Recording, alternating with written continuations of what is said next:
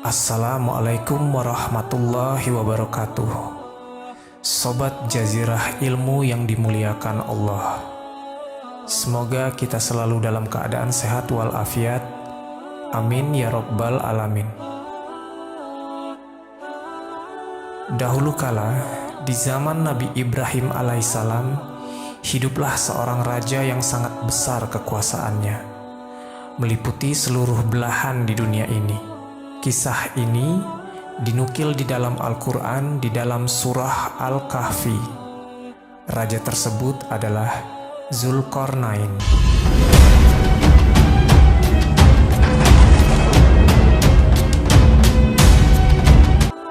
Tidak ada penguasa yang mampu menguasai seluruh dunia ini kecuali 4 orang saja, yang 2 dari golongan beriman dan sisanya tidak.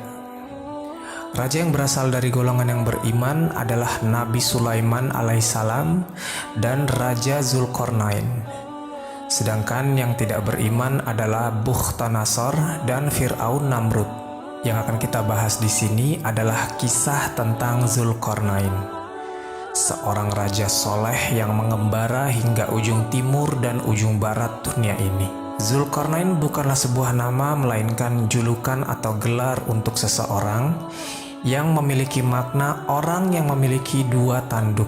Tapi 2 tanduk di sini memiliki arti orang yang mampu menaklukkan wilayah timur dan barat, karena ia memiliki wilayah kekuasaan yang sangat luas. Zulkarnain dianugerahkan Allah untuk menjadi raja dan penakluk sebagian besar di wilayah dunia ini.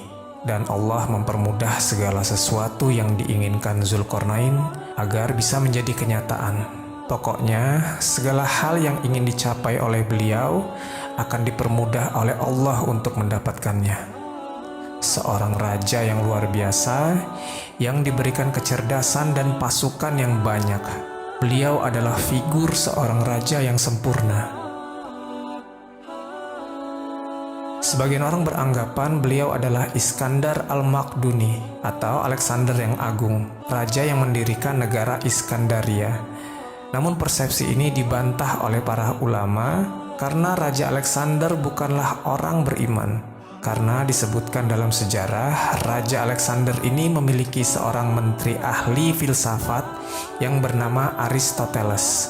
Yang sebagaimana kita ketahui, Aristoteles seorang ateis yang tidak percaya pada agama tertentu.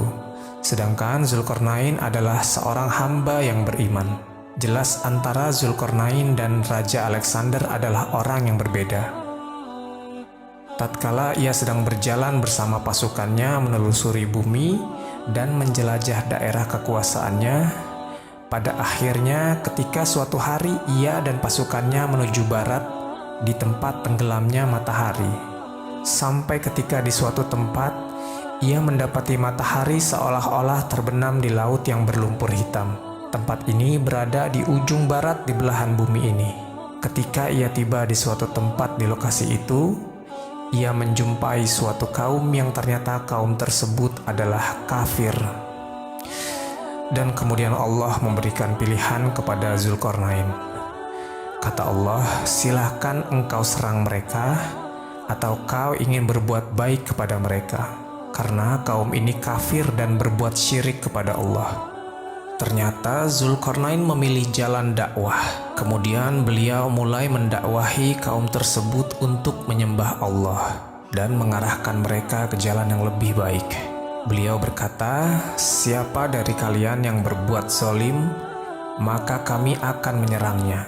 Setelah kalian mati di dunia, maka di akhirat kalian akan mendapatkan siksaan yang lain yang jauh lebih parah daripada di dunia. Sebaliknya, jika kalian menerima dakwahku, maka kalian akan mendapatkan perlakuan yang baik dari kami dan akan mendapatkan surga ketika di akhirat nanti." Begitu hebatnya pasukan dan kekuasaan Zulkarnain memberikan ultimatum kepada kaum ini. Setelah ia mendakwahi kaum ini, Zulkarnain dan pasukannya berjalan menuju arah timur paling ujung dunia ini. Ketika pada suatu hari ia tiba pada suatu tempat terbitnya matahari, ia mendapati suatu kaum di sana yang tidak bisa berlindung dari teriknya matahari. Ada dua pendapat dari ulama tentang tempat ini. Yang pertama beranggapan adalah tempat ini dihuni suatu kaum yang sangat primitif yang tidak tahu caranya membuat rumah sehingga mereka tidur di bawah terik matahari. Dan pendapat kedua beranggapan tempat ini adalah suatu tempat yang mataharinya tidak pernah terbenam. Kemudian Zulkarnain memberikan peringatan yang sama kepada kaum ini. Jika mereka menolak dakwah Zulkarnain, maka mereka akan diperangi. Begitu juga sebaliknya, karena mereka ini di bawah kekuasaan dari Zulkarnain. Perlu kalian ketahui bahwa wilayah kekuasaan beliau sangat luas, meliputi sebagian besar dari wilayah dunia ini. Setelah berdakwah pada kaum tersebut, beliau melanjutkan lagi perjalanannya yang bila mana sebelumnya mereka ke ujung timur dan ujung barat, sekarang beliau menuju arah vertikal dunia ini. Tidak diketahui ke arah mana, apakah itu utara atau selatan. Yang diceritakan adalah beliau dan pasukannya menuju suatu tempat yang tempat itu memiliki dua gunung yang besar dan tinggi.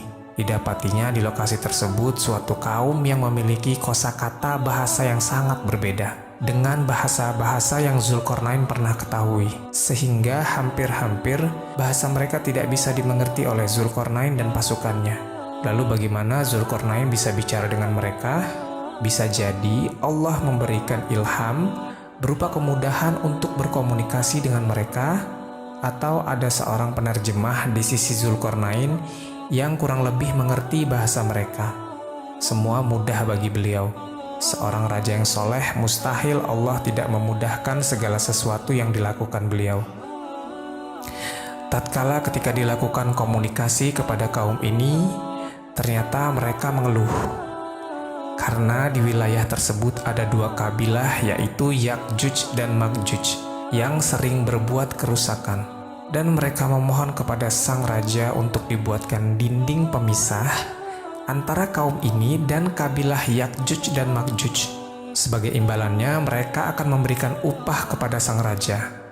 Tentu saja ini adalah pekerjaan yang sangat berat. Secara logika, bagaimana kita membuat sebuah tembok yang bisa terhubung antara gunung satu dan gunung lainnya? Kalaupun proyek ini dilakukan pada zaman sekarang, itu akan terasa sangat sulit. Walaupun di zaman kita ini sudah bisa didukung dengan peralatan yang canggih dan modern. Bagaimana jika proyek pembangunan tembok ini dilakukan pada zaman dulu ya? Yang kita sudah tahu bahwa ketika di zaman itu peralatan tidak secanggih sekarang. Di manakah tempat ini? Wallahu a'lam bishawab. Untuk lokasi tempat ini ada dua kemungkinan. Yang pertama adalah berasal dari Syekh Hamdi bin Hamzah Abu Zaid yang menerbitkan sebuah buku di tahun 2007. Di situ beliau beranggapan bahwa tembok Cina adalah tembok yang dibangun oleh Zulkarnain. Menurut penelitian Syekh Hamdi, beliau menyimpulkan kabilah Ya'juj dan Ma'juj adalah bangsa Mongol dari utara yang merusak dan menghancurkan negeri-negeri yang mereka taklukkan. Kemudian ada juga yang berasumsi bahwa tembok itu berada di lokasi antara Azerbaijan dan Armenia. Di area itu terdapat gunung yang mirip dikatakan dalam cerita Raja Zulkarnain. Menurut cerita dari warga setempat, ketika mereka berada di dekat gunung itu, mereka merasakan bulu romanya berdiri luar biasa. Suatu kondisi badan yang mengalami situasi merinding yang tak jelas asalnya dari mana. Jadi tak ada seorang warga pun yang berani menjelajah wilayah tersebut. Nah, ketika suatu hari mereka memberanikan diri untuk bersama-sama mengunjungi lokasi itu lebih jauh. Di dekat gunung itu mereka mendengar suara riuh seperti orang yang sedang bekerja memukul-mukul sesuatu secara beramai-ramai. Dan ada cerita juga dari warga sekitar, mereka melihat manusia yang berdiri di atas gunung, kemudian terhempas angin yang kencang sehingga mereka jatuh lagi ke dalam gunung itu. Tapi sampai saat ini tidak tahu di mana yang benar tentang lokasi persis dari dua kemungkinan yang kita utarakan tadi. Kita kembali lagi ke ketika kaum tersebut memohon kepada sang raja untuk dibuatkan sebuah dinding pembatas. Yang dinding itu memisahkan antara kaum itu dan kabilah Ya'juj dan Ma'juj. Jadi mereka akan memberikan upah kepada Zulkarnain apabila permintaan itu dipenuhi. Namun sang raja menolaknya. Beliau berkata, "Apa yang telah Allah berikan lebih baik daripada yang akan kalian berikan kepadaku." Dan Zulkarnain meminta kepada mereka untuk membantu proses pembangunan dinding tersebut. Kemudian setelah kesepakatan terjadi, maka mereka memulai proyek pembangunan dinding pemisah tersebut. Langkah pertama, sang raja meminta potongan-potongan besi dari kaum tersebut. Tentunya ini adalah jumlah yang sangat banyak, karena ditujukan untuk menutupi 2 buah gunung. Lalu beliau memerintahkan untuk menyusun potongan-potongan besi tersebut sehingga menutupi 2 gunung itu. Setelah potongan besi itu rata di antara 2 buah gunung, maka panaskanlah tumpukan besi itu dengan api. Dan ketika besi itu sudah panas, sehingga muncul nyala api karena saking panasnya besi tersebut, lalu tuangkanlah cairan tembaga di atasnya. Maksudnya di sini adalah mereka menuangkan tembaga cair yang sudah dipanaskan dari atas gunung, sehingga seluruh lapisan besi yang telah dipanaskan tadi tertutupi. Nah, sekarang pertanyaannya adalah, bagaimana bisa orang di zaman dahulu melakukan itu semua? Kalau dipikir secara logika, api sebesar apa yang bisa memanaskan tumpukan besi setinggi gunung? Dan bagaimana caranya menuangkan tembaga panas dari atas gunung? Perlu kita ketahui bahwa untuk menutupi gunung diperlukan tembaga dalam jumlah yang banyak. Dan bagaimana cara mereka membawa cairan tersebut ke atas gunung? Sungguh di luar nalar pikiran manusia. Tapi inilah kenyataan yang terjadi pada waktu itu.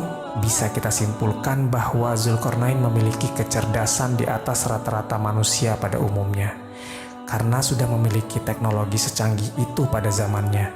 Bahwasanya jika besi dicampur dengan tembaga akan menjadi material baru yang sangat kuat. Diceritakan di sini bahwa Zulkarnain mencampurkan 2 logam yang berbeda sehingga menghasilkan logam yang baru. Sungguh sebuah dinding yang sangat kuat dan luar biasa yang telah mereka bangun. Tapi luar biasanya, Zulkarnain tidak membanggakan dirinya sendiri ketika telah menyelesaikan proyek tersebut. Dia tidak ujub sama sekali. Dia bilang, "Ini rahmat dari Robku." Kemudian dia berkata lagi, "Jika pada suatu hari atas izin Robku, dinding ini akan luluh." Maksudnya adalah dinding ini tak akan bertahan selama-lamanya. Suatu hari jika Robku mengizinkan dinding ini akan runtuh dan jebol.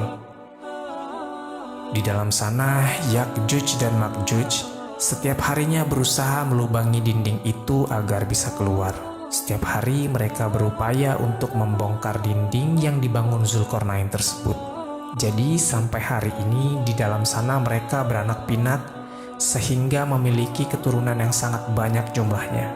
Perlu diketahui, Yakjuj dan Makjuj adalah manusia sama seperti kita. Sama-sama keturunan dari Nabi Adam alaihissalam. Hanya saja mereka memiliki keterbatasan yang tidak sama dengan manusia pada masa itu dan masa sekarang.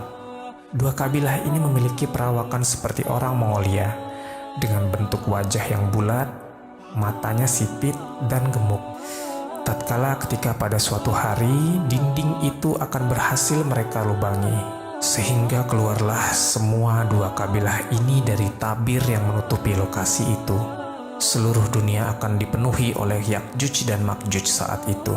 Mereka akan membunuh apapun yang ada di hadapan mereka kecuali dari golongan mereka sendiri.